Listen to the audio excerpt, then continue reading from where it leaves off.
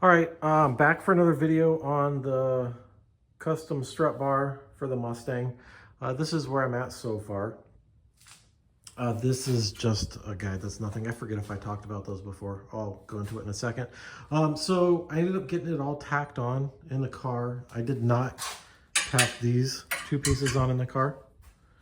Yeah, that was a pain. If you do something like this, I recommend starting from your plates on both sides, and then adding in the middle afterwards. That's, if I had to do it again, which I probably will, right? I'll keep getting better and better, but I would definitely start from the ends first. Getting this last one figured out, especially with those battery cables in the way, that was tricky, but it's coming along.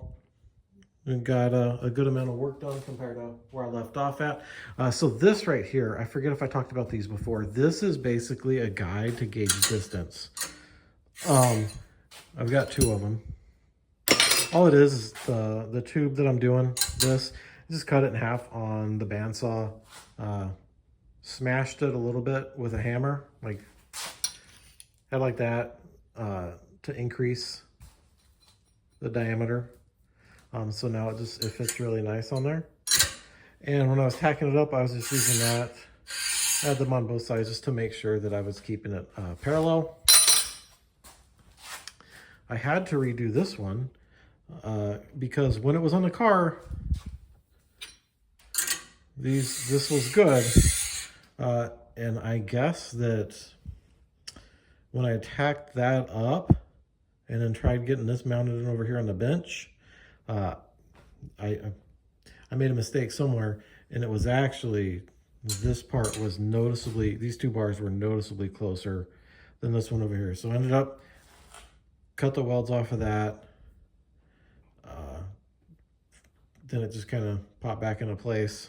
You can see it's good now. Then re-welded it on. And I just cut the tack welds off. That was measure, measure, measure. When you do your tack welds, man, like, check 3 or 4 times. It's so much easier to cut a tack than a real weld. If I had to cut these real welds, I'd probably just start off from scratch. That would suck. I still have to get the rest of it welded up. I just kind of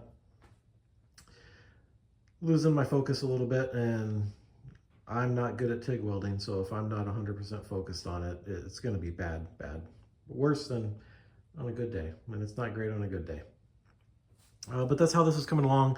Once this is all welded up, then I'll recheck for fitment over on the car. Hopefully any warpage that occurred from the heat is not severe enough that it won't be able to mount onto the studs. Otherwise, I will figure out how to mitigate that. Next, there will be, I'm going to try messing with some stainless sheet. I'm not excited about trying to cut it, these funny angles, but I think it'll look cool. Again, the dimple dies will go in there. So yeah, the next time you see this, I'll be probably fighting with sheet and showing you all the mistakes that I made on there.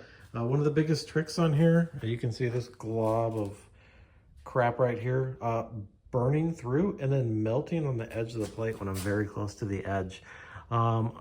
This is about 75 amps. I'm using 1/16 wire. So this is a 1/8 inch thick plate. This is 1/16 inch wall tube. Trying to concentrate almost all the heat onto the plate and let the heat radiate, melt the tube. If my vision's not really great on it, I let it sit for too long and I burned a hole. Other than that, it's going all right as far as a beginner learning TIG welding. I will see how it holds up when I start taking it to the track again in summer. All right, talk to you guys later. Bye.